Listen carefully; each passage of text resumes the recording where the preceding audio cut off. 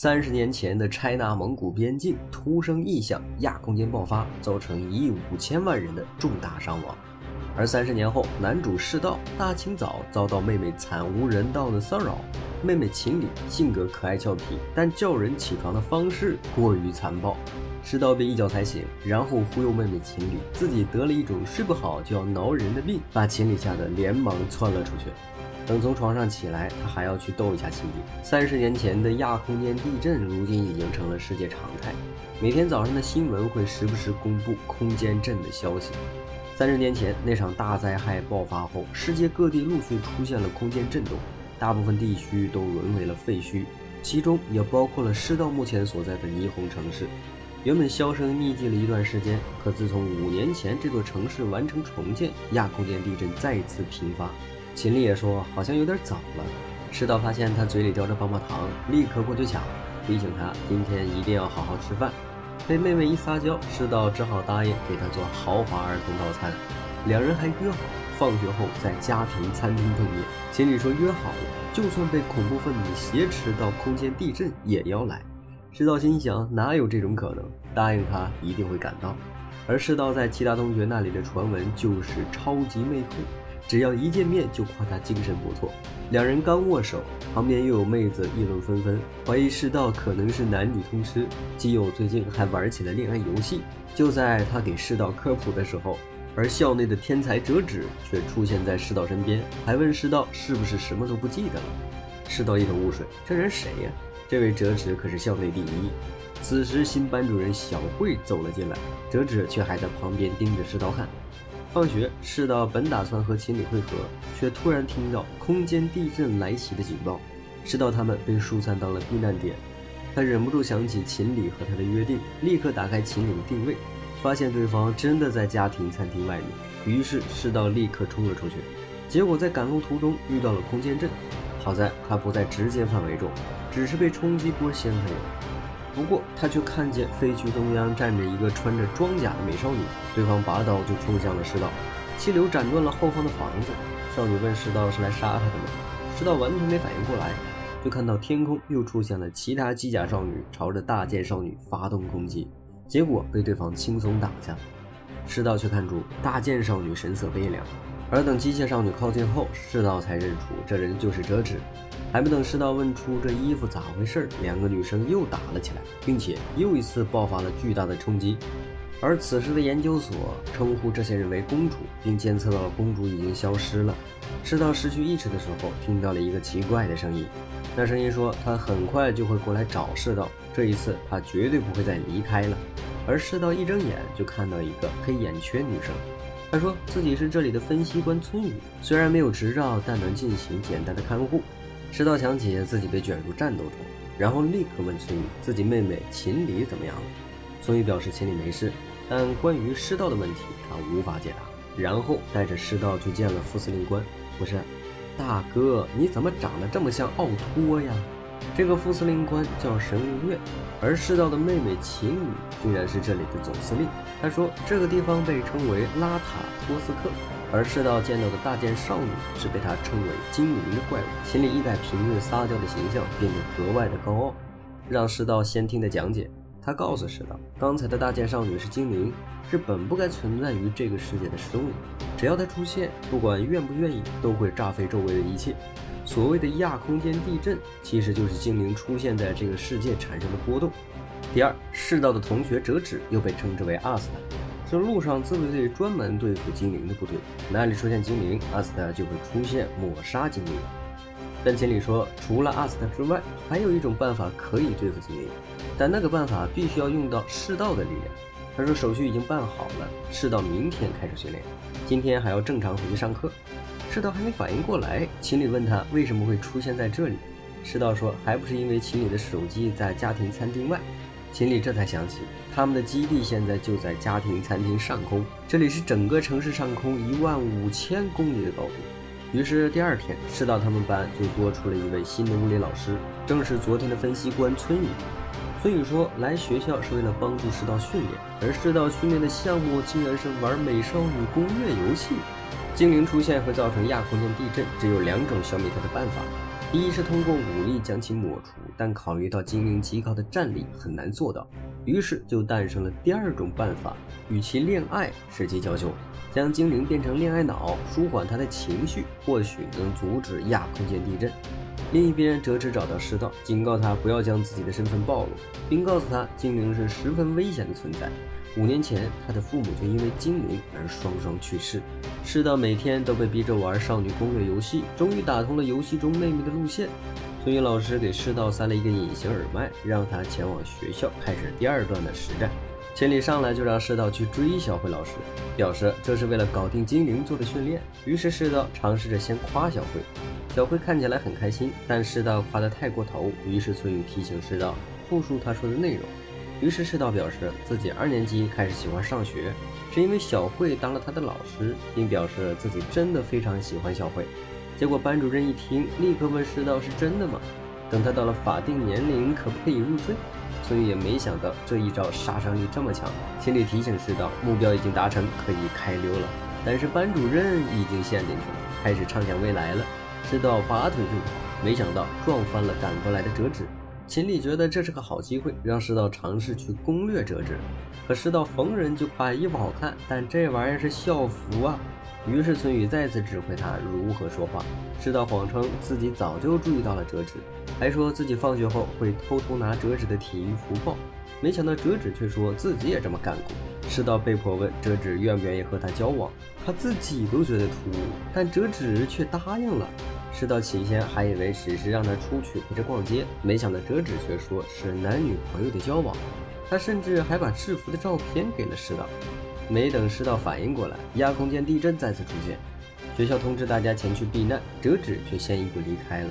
秦理告诉世道精灵出来了，而那个位置就是一所高中外面。因为阿斯特不适合室内战斗，而精灵正好又出现在室内，所以眼下是世道的机会。世道想起昨天看的大剑少女悲凉的表情，他的心里有些复杂，也知道自己的任务是和精灵谈判、沟通、约会，失之交臂。秦理让世道放心，他们整个基地的参谋官都会帮忙。一看成员，结婚5次、离婚5次的大叔，在夜店非常受欢迎的大叔，将情敌变得不幸的阴暗女，拥有100位新娘的海王男，因为太变态而不准接近心上人的变态女。这个队伍稍微一指挥，他都能把事办砸。果然，世道一见到精灵，对方就非常防备。此时面对世道的有3个选项，众人觉得前2个都不行，于是世道被迫选择了第3个。问别人名字之前，先自报家门。于是世道再一次被打飞，他赶紧解释自己是这里的学生，并没有恶意，然后被精灵认了出来，并揪住他头发提了起来。世道问精灵为何会露出那样的表情，他说不是所有人都想杀掉精灵。精灵却说他遇到的每个人都说他非死不可，为什么 INS 不行吗？精灵也没想到他竟然是来见自己的。现在轮到世道面前的只有3个选择，秦理那边建议选的直接一些，世道说是想和精灵谈恋爱，结果精灵直接切开了后面的墙壁。世道看到他脸上又露出了之前的表情，他不喜欢那样的神情。世道说自己是想和精灵谈话，不论说什么都好，精灵不喜欢可以无视他，他不会再让这个女生露出之前的表情。他说自己不会否定精灵。精灵听后愣了一下，他再三向世道确定，你不会否认我吗？世道也点头回应。于是精灵态度一下放松，变得有些傲娇，还说世道是第一个找他搭话的，自己想借着他了解这个世界的情报，但其实就是想和世道多说几句话。于是世道问精灵叫什么，大剑少女说自己并没有固定的名字，但既然要和世道沟通，他也可以取一个名字，还问世道想如何称呼自己。秦理那边开始疯狂寻找取名大典，甚至还征求了世道的基友意见。不过取出来的名字少女并不喜欢，最终还是世道自己给取了一个名字石香。石香似乎非常喜欢这个名字，而世道是因为今天是4月10日才想出的这个名字。然而这个时候秦理提醒世道赶紧趴下，原来阿斯特小退从后方杀了过来，他们准备把石香从内部逼出来。石香让世道赶紧离开这里，他担心世道会被同胞击毙。世道却说他不愿意离开，因为现在是他和石香谈话的时间。但看得出来石香想了解这个世界，所以2人无视了上空的阿斯特，在石香的屏障下开始沟通。世道问石香究竟是怎样的存在，石香也不知道自己为何会突然出现，他的记忆残缺不全，仿佛突然降生在这个世界，睁眼就看到有机器人军团在追杀自己，心里提醒世道，石香对他的好感度上升到70，让世道邀请石香去约会。众人在耳机里疯狂怂恿，石香也察觉到世道有话要说，于是世道鼓起勇气提出约会。可是石香根本不知道什么是约会。同时，空中攻击下方的部队发现了世道的踪影，哲之以为石香把世道当作盾牌，于是立刻冲了上去，两方差点就打了起来。心里提醒世道赶紧离开现场，可世道根本就没法走，而哲只被石香砍成了重伤。第二天学校停课，世道看着写了石香名字的黑板，知道昨天发生的事情不是梦，只是他没想到石香再次出现，当真没有引起亚空间地震，还说自己是来和世道约会的。世道觉得他那身衣服太显眼了，于是掏出折纸之前的校服照片。石香看了一眼，撕掉照片，然后变出了这一身衣服，还说现在就要和世道约会。石香抛开战力，其实是一个相当单纯的女孩，而且非常喜欢品尝美食，吃到好吃的东西她就会感到开心，以为这就是约会。世道本以为这次钱包会大出血，不过看到石香开心的样子，他很欣慰。而石香发现路边小孩丢垃圾会被夸，于是他也照做，让世道摸头。这一幕被不少人都看见了，班上还有同学怀疑世道抛弃基友，渣男。没想到基友也发现了两人约会，非常靠谱的提供了豪华西餐厅的招待券。同时折纸也盯上了石香，让他感到疑惑的是，石香作为精灵，为何这次出现并没有引起空间震动？于是折纸暗中观察，还向总部申请了观察机。直到他们走进餐厅，心里一行人早就在那里埋伏了，让石香放开肚子吃饱喝足，然后告诉石道一会儿记得前往居民区。石道一脸茫然，带着吃完的石香走了过去。他对什么东西都很好奇，而亲里他们已经把居民区改造成了祭典街道，还谎称两人是第10万名客人，他们来吃饭全部免单。石香立刻高兴地冲了进去，而折纸在外部观察，却发现了网络断开。石香突然问世道不开心吗？因为他感觉今天只有自己一个人在玩。但世道看到他脸上没有悲伤的表情，其实人还是蛮开心的。之后两人又抽奖抽中了旅店的免费券，世道大惊失色，他们还未成年呢，立刻拽着石香离开了。石香什么都不懂，还想进去瞅一眼。然而两人离开后，折纸却向总部申请战斗装置。秦里觉得这才是世道的特点。世道他们走到一半突然下雨，于是他们进入游戏厅躲雨。石香一下就看中了抓娃娃机里的面包玩偶，他尝试一次并没有成功。世道本来想劝他放弃，转头就看到工作人员给他比了一个 OK 的手势，于是世道和石香配合着操作抓到了娃娃，不过却卡在了半途中。世道说是自己的指挥出了错，石香却希望娃娃能够掉下来，因为这是他和世道努力的结果，而娃娃还真的掉了下来。石香抱着玩偶和世道去了山顶，世道告诉他，约会就是男女一起出来玩，玩得开心。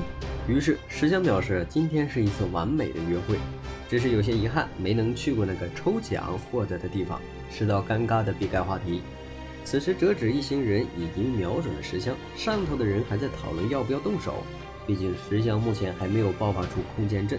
不过很快他就收到了狙击的命令，而石香感慨这个世界是如此美丽，他也明白那群人为何要追杀自己，毕竟自己每次出现都会破坏这个美丽的地方。石香问世道自己是不是真的该消失，世道看出他神色落寞，立刻表示才没有这回事，毕竟石香再次出现并没有破坏任何东西。石香说他没办法保证下次出现不会这样，但如果他回去沉睡就没办法阻止自己。于是世道劝他干脆别回去了。他问石香有尝试过留在这里吗？他表示自己会给石香提供食宿。预料之外的事情在格外考虑，石香十分感动。世界只有世道肯定了他的存在，机械军队要是发现了他第一时间是排斥。世道说那都无关，别人排斥石香，那自己就会加倍肯定他。世道向石香伸出了手，与此同时折纸瞄准石香，瞬间开枪。世道下意识推开石香，但自己和玩偶都被贯穿了。折纸发现自己失手击中世道，整个人都崩溃了。而石香因为世道的死亡瞬间绝望，他本以为世道在自己会爱上这个世界，可惜有人夺走了世道，所以他立刻召唤出了巨剑，一下就将山崖切了下来，运气来到折纸的面前。折纸得知自己杀了世道，很是崩溃，全然没有反应。秦岭所在的部队已经开始疏散周围的居民，没有人控制精灵，整个城市都会被毁掉。众人问世道的情况如何，秦岭表示没关系，世道有复活的机会。只见他身上燃起火焰，下一秒就醒了过来。秦岭说，现在能阻止精灵的只有世道了，而且还要用上那个绝招。折纸以为自己变得和精灵一样了，本来闭着眼打算等死，而此时石墙却看见世道从天而降，于是他放弃攻击，接住了世道。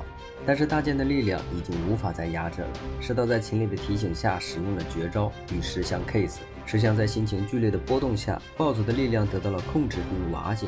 他问世道以后还会和自己约会吗？世道笑眯眯的点点头。最近天气持续降雨，世道在躲雨的时候遇到了一个绿衣垂耳兔少女。世道想扶起倒在地上的她，却发现这个女生似乎特别恐惧被伤害。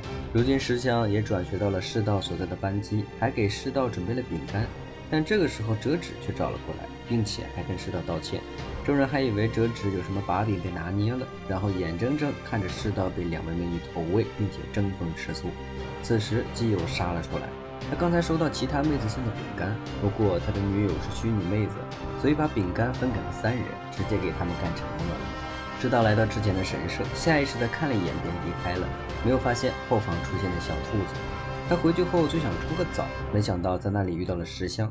他问秦理才知道对方要住在这里，还说世道必须要照顾石香，因为通过 case 石香的精灵力被世道封印了，现在属于一个稳定的状态。而关于世道为什么有这一份力量，就连秦理也说不清，他也是通过总部调查才发现的。春雨告诉世道，一旦石香的精神状态不稳定，封印在世道体内的力量就会有逆流的危险，所以石香只有在他身边是最安全的。对方至少要等到适合精灵居住的地点修好才能离开，而且这也是对世道的考验，毕竟精灵可不止石香一个，但凡会造成亚空间灾害的生物都可以被称为精灵。世道要尽可能掌握沟通的技巧，话都说到这份上了，他也不好把石香赶出去吧。然而接下来世道就被秦理整惨了，秦理各种创造机会让他和石香接触，说是要锻炼世道的聊天技巧，然后世道就被迫在厕所和浴室和石香撞上，最终什么话都没说就被赶了出来。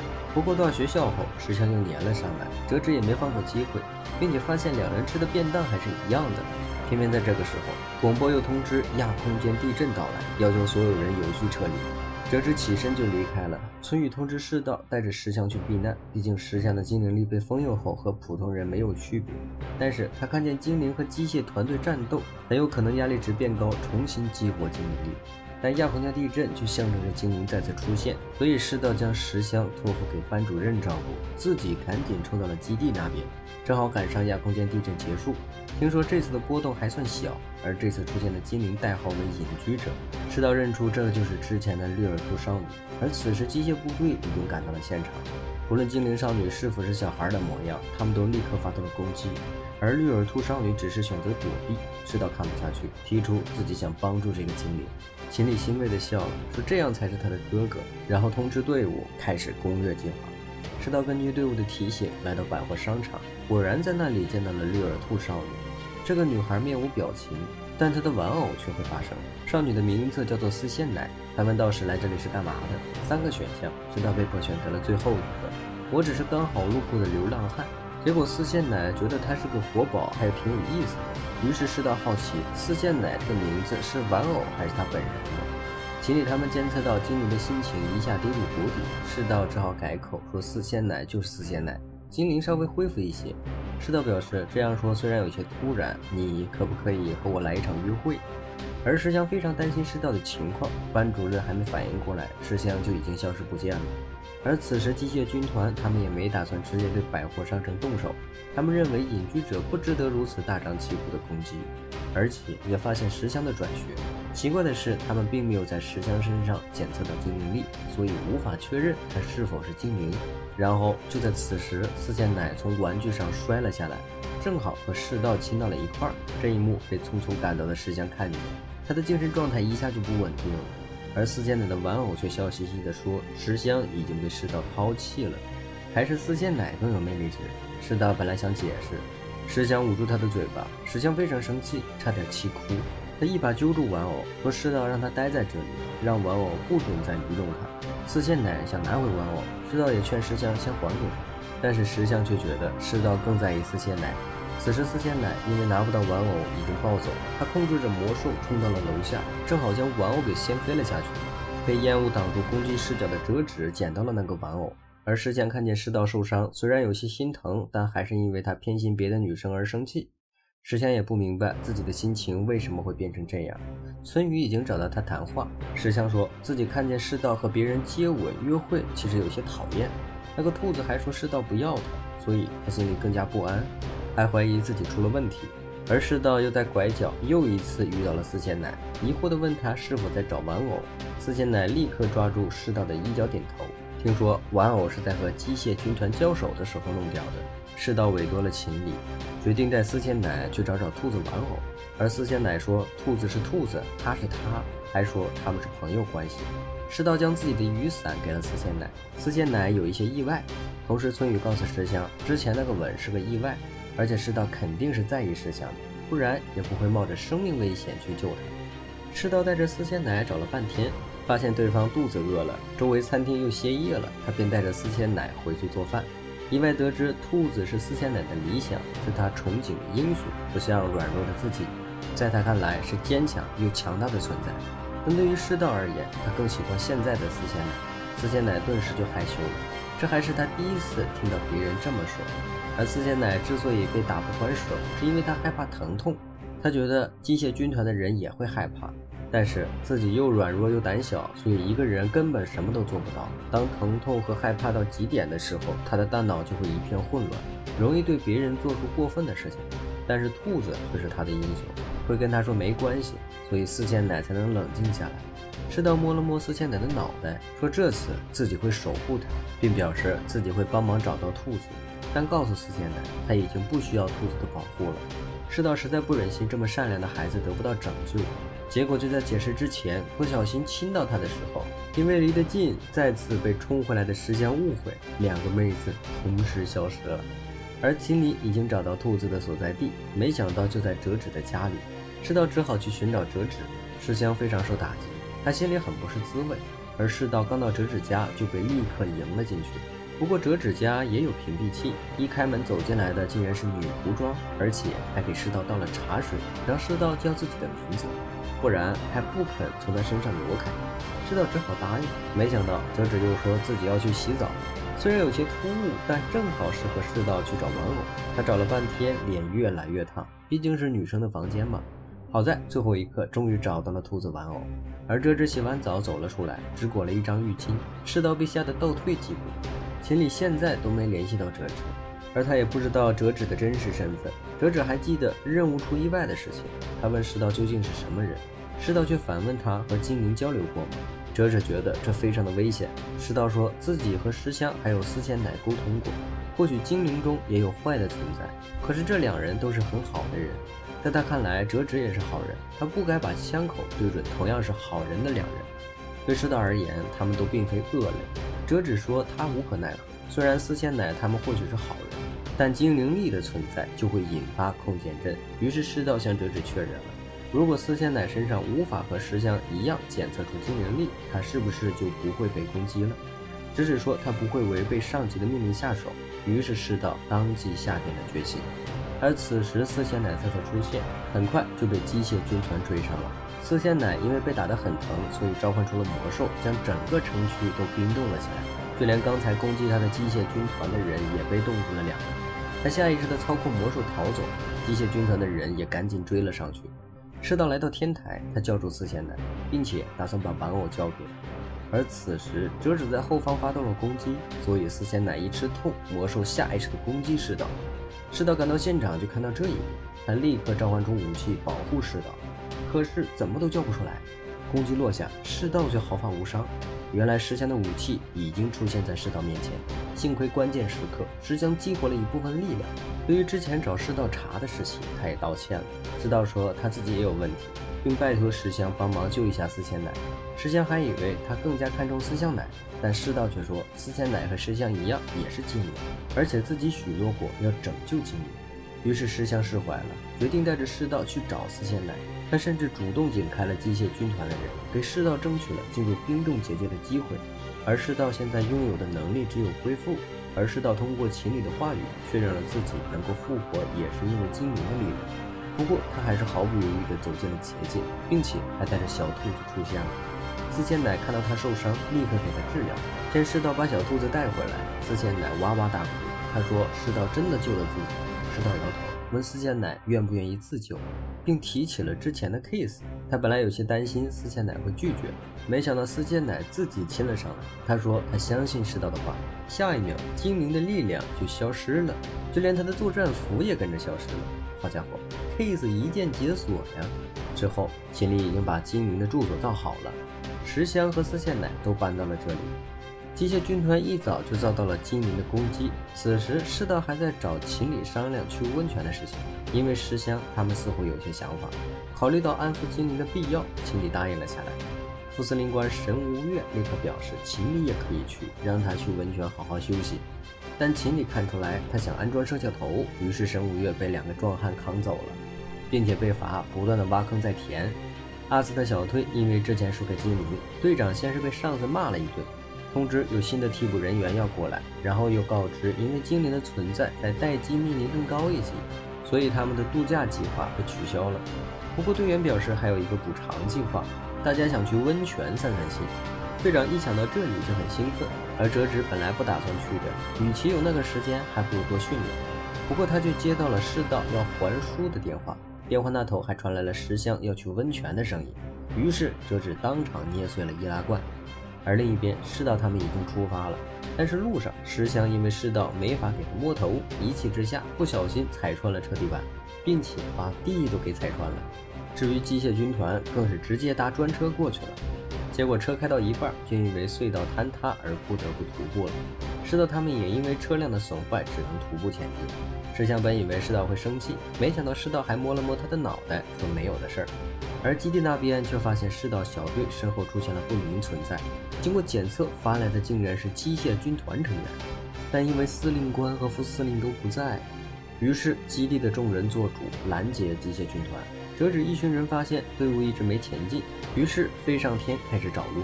而世道走到一半就看到秦理躲在包子店里，世道表示机会难得，不如让秦理一起去温泉。秦理心下一动，正准备答应下来，耳朵里突然出现了鸣叫，于是秦理让其他人先走，自己一会儿再过去。而秦理听说机械部队出现，立刻接手了指挥权，以为他们是要拦截世道一行人的度假，于是全军上下开始疯狂动用各种手段阻止机械军团前进。可怜的他们只是想泡个温泉，却被放到了一大批成员。队长也察觉到了不对劲，立刻带着队伍开始反击。结果两方神仙打架，赶路的世道他们惨遭波及。司机奶的玩偶被炸弹炸飞，他当即暴走，一哭就差点冻住四周。世道摸了摸他的脑袋，立刻背着包去给司机奶找玩偶了。而秦理他们那边越打越上头，甚至已经张开了防护屏障，准备直接动用大杀器。队长打的人都要崩溃了，如果不是因为这场意外，他们现在都在美美的泡温泉了。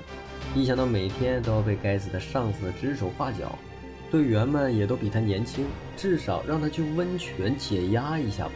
队长气得将周围轰炸了一圈。现在的情况就是路过的狗都要被队长踹一脚。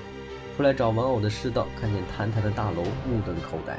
明明没有精灵出现，为什么会变成这样？此时世道终于找到了兔子玩偶，结果抬头就看到了巨大的炸弹丢了下来。秦理想阻止已经来不及了，幸亏这个时候石香出现在世道面前，并且张开屏障挡住了攻击。折纸他们察觉到有精灵出现，立刻准备动手，甚至众人怀疑今天出现这么多意外一定是精灵干的。某种程度上来说也差不多，毕竟是石香提出的去温泉。而队长因为发泄了一通，心情变得十分愉悦。世道他们终于看到了温泉，刚松了一口气，兔子玩偶的脑袋就掉进了水里。当时司宪乃的表情就不对了，而队长他们已经抵达了温泉，正准备入水，瞬间就被冰块给冻住了。秦理以为这次温泉跑不了了，没想到此时神无月突然发来消息，原来他奉命一直在挖坑，没想到意外挖出了温泉。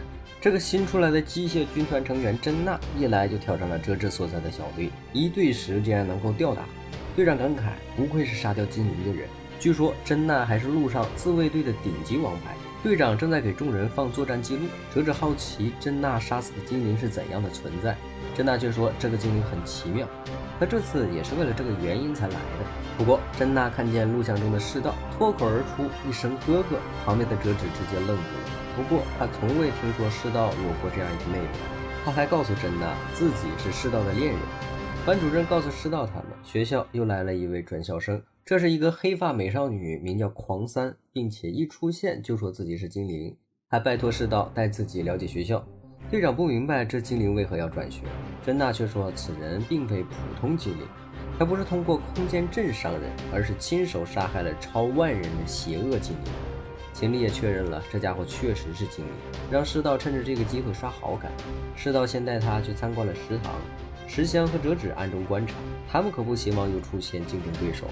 而这个狂三竟然还能反过来撩世道一把，甚至选项中还有一个离谱选择，问狂三穿的是什么颜色的胖次。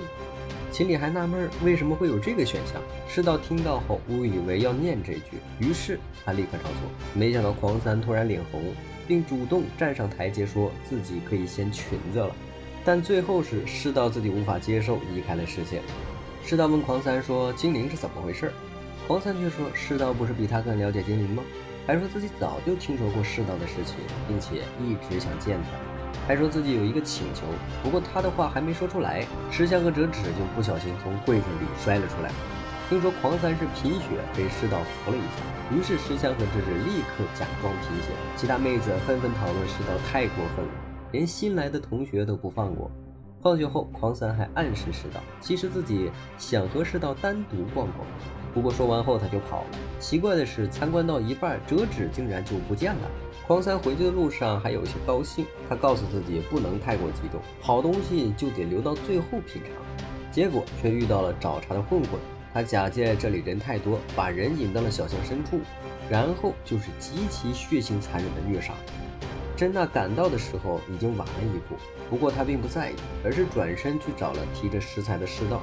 世道都不知道他是谁，结果真娜却说世道是他哥哥。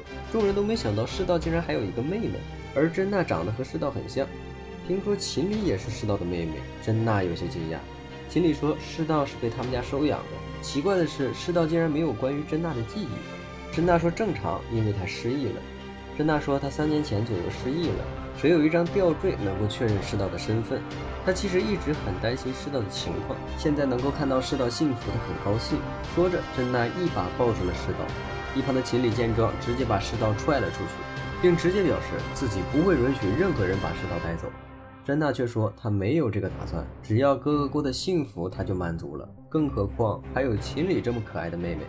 不过秦理再可爱，也是比不过亲妹妹的。秦理瞬间破防了，不过他很快又反驳真娜有血缘关系又怎样，亲妹妹可是不能结婚的。世道本来想劝架，但差点被迫做了选择题。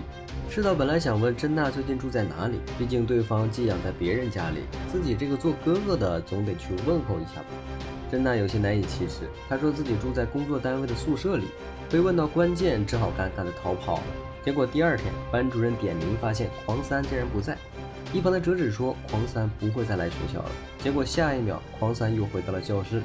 世道发现哲治的表情看起来很惊讶，此时他也收到了秦理的消息，让他去物理教室，说是有东西要给他看。世道刚到现场就看见昨天的录像，真娜竟然变成了机械军团的人，并且当场将狂三斩杀。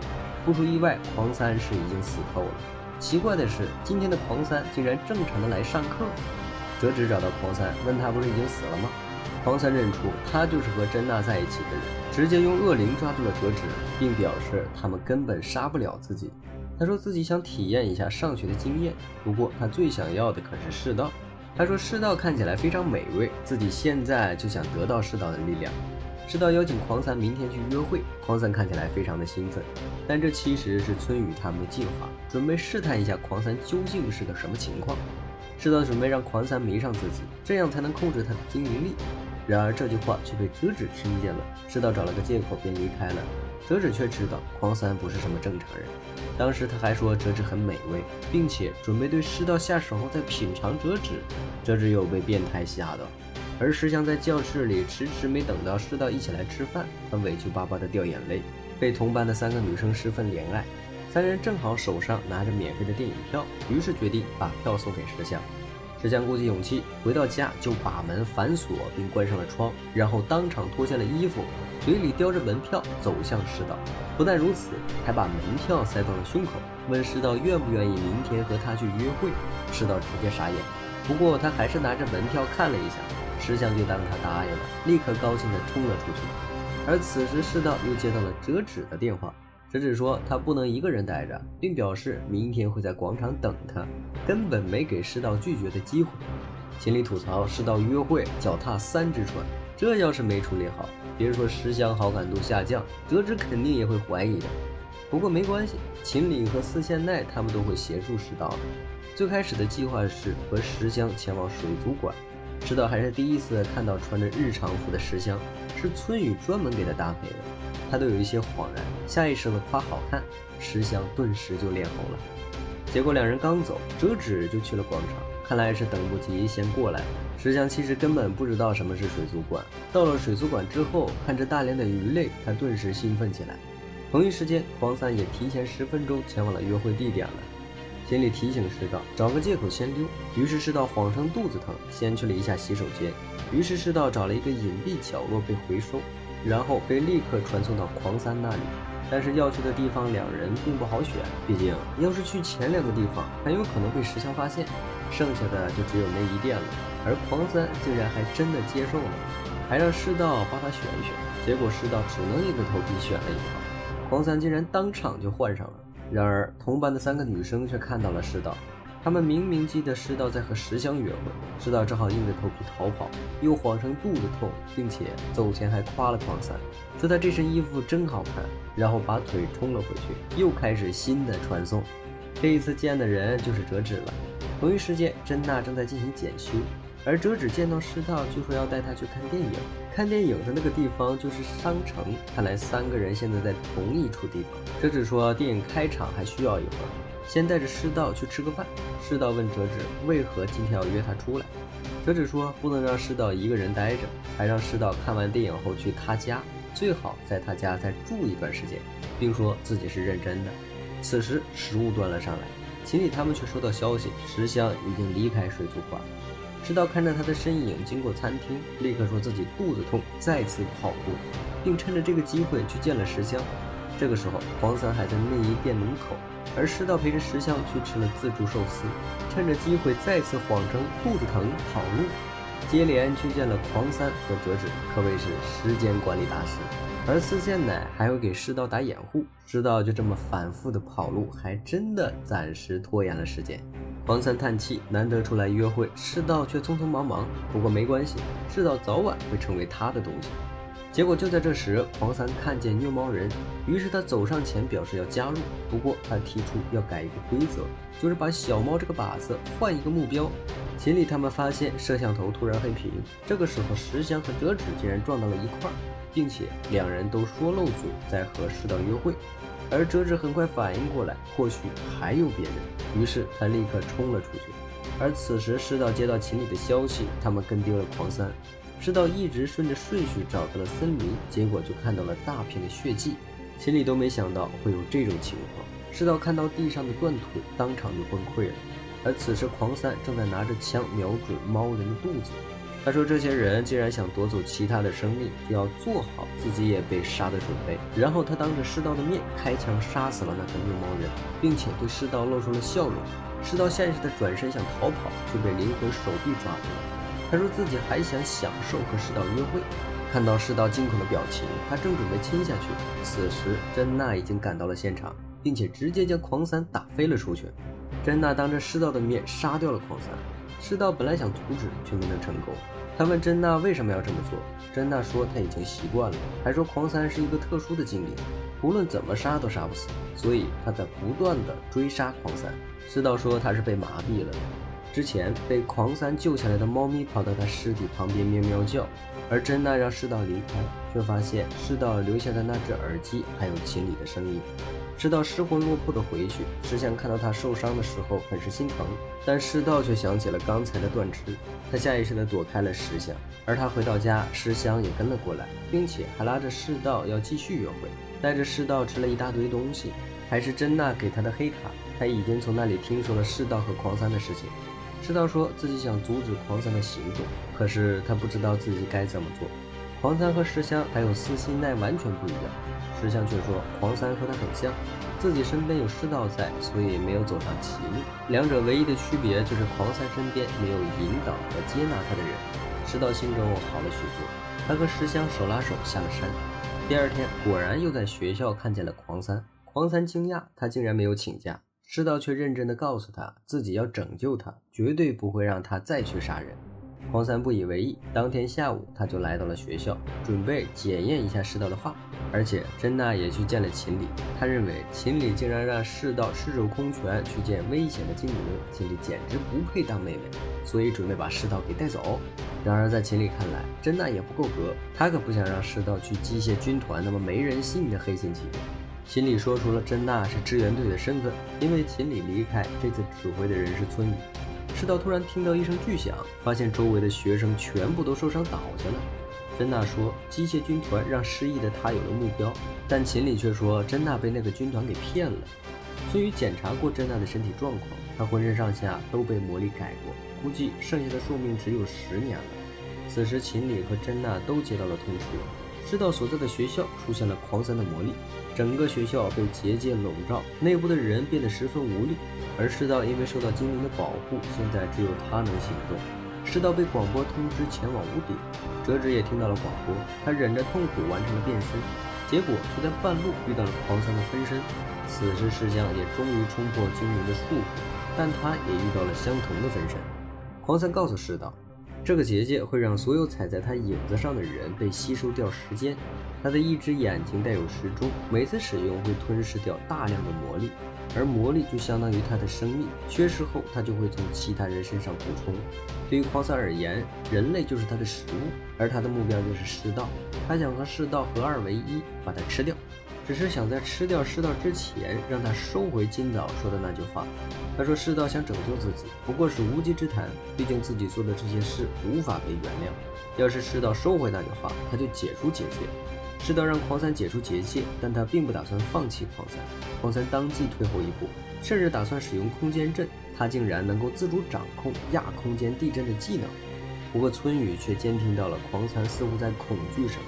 世道意识到狂三是想吃掉自己，所以当场把自己当作人质，要求狂三解除空间阵和结界，不然他就立刻从天台上跳下去。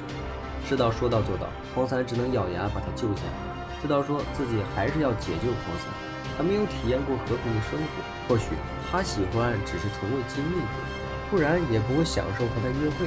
狂三有一瞬间心动了，他差点就握住世道的手，可就在这时，狂三的腹部却被洞穿，另一个狂三出现在他身后，还说现在的他还是太年轻，容易被蛊惑。那身体被拖进了黑洞，世道也被手臂捆住，眼看狂三就要向世道伸手，却被赶来的真娜一刀砍断了手臂。不过狂三立刻召唤出了克克蒂，可以随意操控时间，刚才被斩断的那只手臂又恢复了。狂三说真娜根本就杀不死他，之前只是他没动真格罢了，这一次确实将真娜直接放倒在地。真娜还让世道不要过来，而石像和折纸也赶到了现场。狂三立刻召唤出了所有时间轴上的自身，这也是真娜无法彻底杀死他的原因。此时几人都被束缚住了，狂三想让世道彻底绝望，于是直接启动了空间阵。结果就在波动出现的瞬间，秦理竟然以精灵的模样降临，并抵消了冲击。而下方的折纸看见这样的秦理，顿时瞪大了双眼。狂三的分身把折纸勒晕了过去，而秦理已经和狂三打了起来。狂三说秦理是他目前遇到过的最强对手，不过他能够停止时间，再操控分身攻击秦理。等到时间解除，秦理已经身受重伤。不过只要有火焰，秦理就能立刻恢复，并且在狂三发动下一次攻击之前把道士扔了出去。狂三打起来明显也很吃力了，只能靠倒流时间恢复。此时秦理已经扛起巨炮瞄准了柯克地，并且贯穿了巨大时钟背后的一部分。秦理让狂三站起来继续战斗。世道本来想劝秦理别动手，然而秦理的炮台再次瞄准狂三。世道靠近才发现秦理的瞳孔已经完全变成了猩红色，眼看无法阻止，世道冲到了狂三面前，秦理这才回过神，但能量已经打出去，根本无法回手。在火焰中，世道想起秦理小时候的事情。当他再次醒来，已经出现在基地的疗养院。四剑乃看到他醒来，立刻出去通知医生。石香累得趴在床上睡着了。世道回过神，立刻问崔宇怎么回事，其他人情况怎么样啊？秦理和狂三有没有事？崔宇告诉他无人伤亡。折纸和真娜被机械军团回收治疗，狂三趁着混乱逃走了。石香也受伤了，却死活要看护世道。现在应该是累得睡着了，但是事情并没有解决。秦理被关在了独立的房间内，他们这边的声音传不过去，只有世道能进去见他。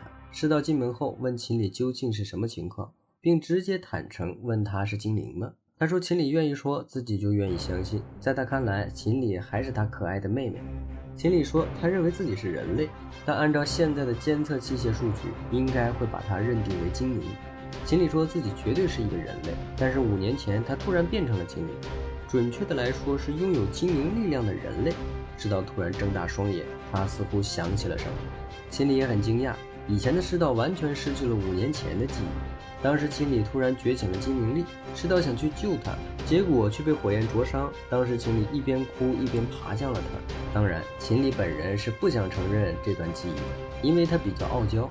他说世道能想起这段记忆，应该是自己传输灵力的时候不小心唤醒了他。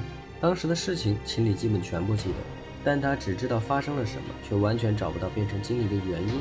不排除他们两人的记忆被一个人消除了。之后基地找到了秦理，也是这时秦理才知道亚空间地震的原因。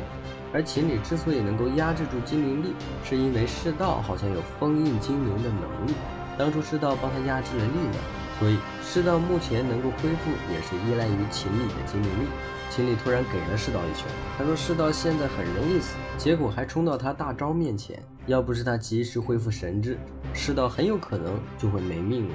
世道这才意识到秦理容易暴走，他说失控的时候会想破坏一切，他很害怕自己会做出冲动的举动，甚至5年前可能还杀了人。一想到这里，秦理就浑身发抖。世道问他精灵力还可以抽回吗？秦理摇头，除非世道再次封印他，也就是说与他约会，使他娇羞，然后再 kiss。秦理明显有魔力超脱的情况，所以世道先离开了房间，正好遇到了追出来的石香。石香很关心世道，但世道心绪复杂，顾不上太多。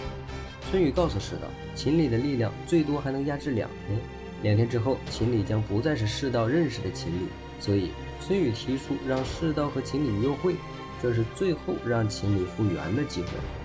世道本来想去医院探望真娜，结果刚到那边却被告知真娜在最高级的病房，她康复之前没有任何人能够来探望。世道虽然没有见到真娜，却见到了折纸。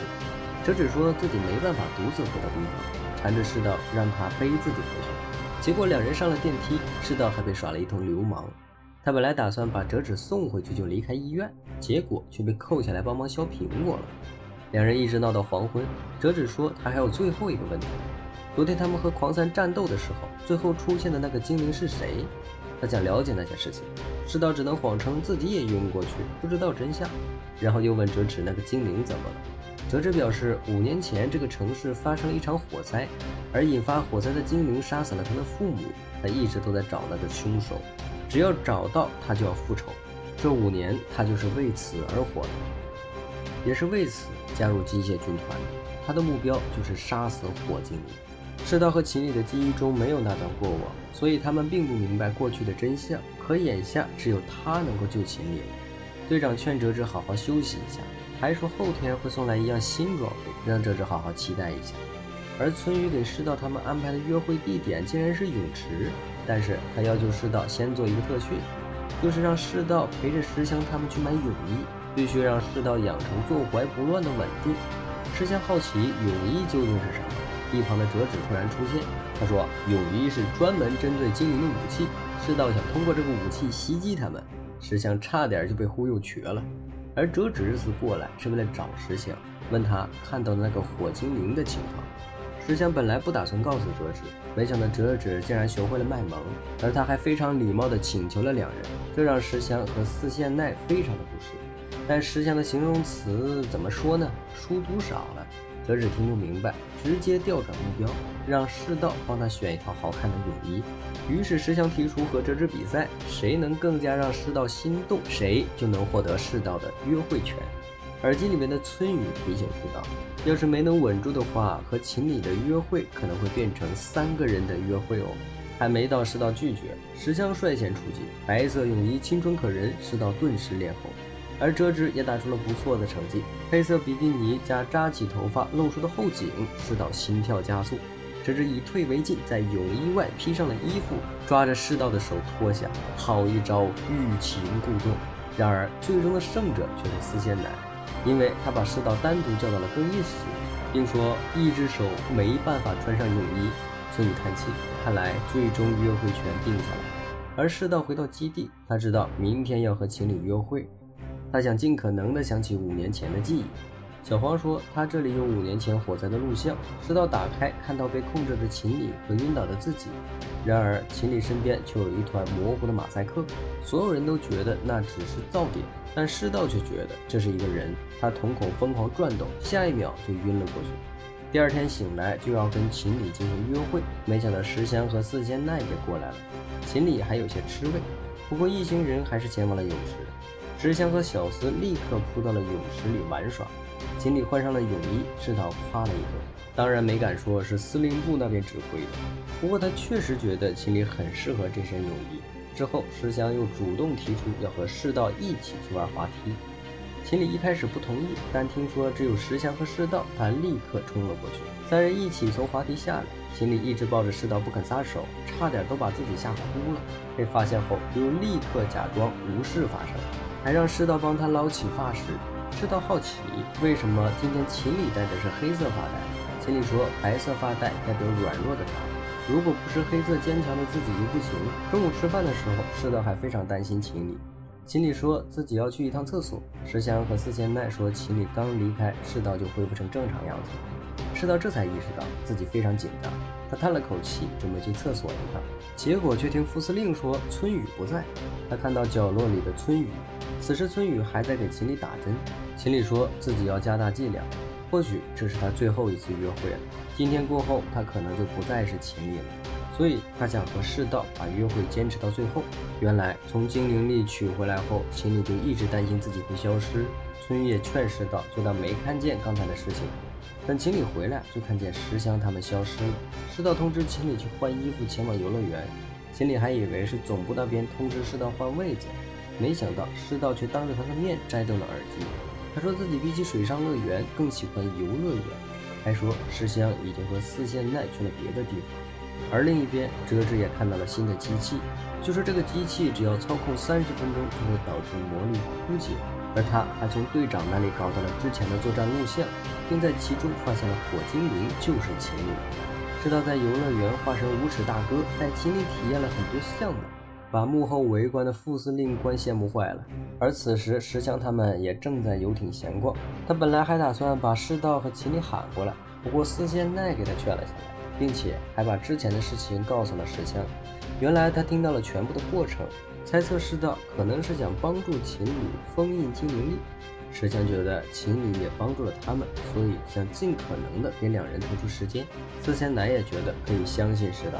而此时队长收到后勤部的消息，刚送过来的新机器被偷了，他一下就想起折纸说的话，心里咯噔一下。此时世道他们也玩累了，正坐在公园长椅上休息。他想起上次来游乐园还是5年前和家人一起，但是他又想起折纸父母的事情。世道的目光落在秦理身上，秦理突然羞涩起来，莫非现在就要 case？ 他们就不能找一个人少的地方吗？世道却说这里也没关系。他其实有事想问秦理，刚想问秦理5年前是不是发生了什么，没想到旁边突然发生爆炸。世道反应过来就想去找秦理，但那里的椅子已经被炸烂了。而折纸驾驶着机甲也来到了现场，还让世道赶紧离开现场。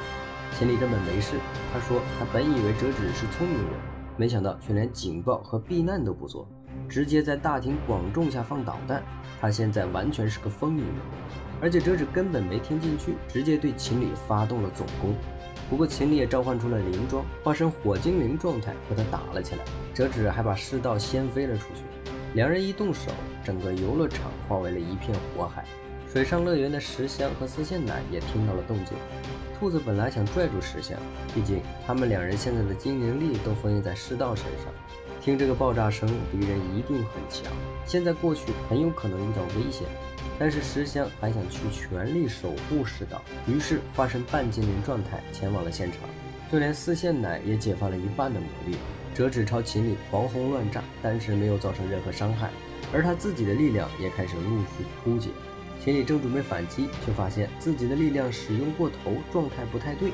折纸抓住机会朝他打出2炮，准备趁机消灭秦理。然而秦理已经触发了狂暴状态，他一路追着折纸砍，直接把折纸砸在了地里。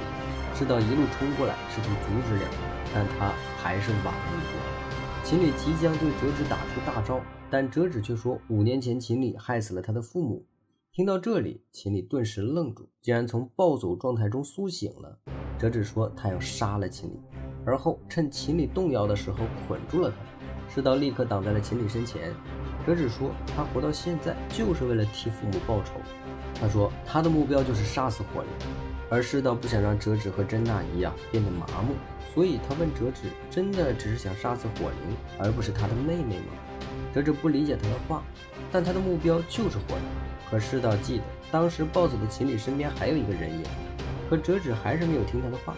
好在关键时刻，石香和丝线奶赶到了现场，两人正在努力拖延折纸，让世道抓紧时间救下秦理。折纸本打算继续追查秦理，但石香一边和他对战，一边提醒他别忘了击杀世道的事情。当初你失去父母的痛苦，难道想让世道再体验一次吗？世道也说过不想让他这样善良的人动手。此时世道已经把秦理带到了角落，他联系不上村语，也不知道妹妹的好感度多少，但对他而言，秦理就是他可爱的妹妹，所以他也深爱着秦理。秦理顿时脸红心跳，两人一对视，突然觉醒了之前的记忆。当折纸赶到现场的时候，世道已经获得了秦理的精灵力，受到的伤害再次复原。他告诉折纸，现在的秦理只是一个普通人，火精灵寄宿在自己的身上，如果折纸非要杀死火精灵，就杀他吧。他还告诉折纸，秦理当初确实是火精灵，但是5年前他没有伤害过任何一个人类。当时折纸看到的精灵力爆发，是还有一个精灵存在于现场。而此时折纸的魔力已经达到了极限，他的装备解除，正准备对秦理开枪，世道再一次挡在他面前。他求折纸不要夺走自己的妹妹，折纸无法对世道下手，于是当场昏迷倒下。世道赶紧冲上前扶住了他。没人知道，逃走的狂三又再一次回到了天台。而村语说他的推算失误了，早知道就应该让世道第一次醒来就给秦理做封印。世道疑惑，不是要约会提升好感吗？村里却说昨天秦理的感情波动一直没有变化，但世道最后还是成功封印了秦理。也就是说，从一开始秦理对世道的好感度就是满的。虽然傲娇的秦理并不愿意承认，秦理恢复后又立刻去做资料，还问世道之前说喜欢他的话是真的吗？世道表示那是当然，毕竟秦理可是他的妹妹。随后就被一脚踹飞了出去。那么本期视频到这里就结束了，我是小白爆肝队4号机，我们下期再见啦，拜拜。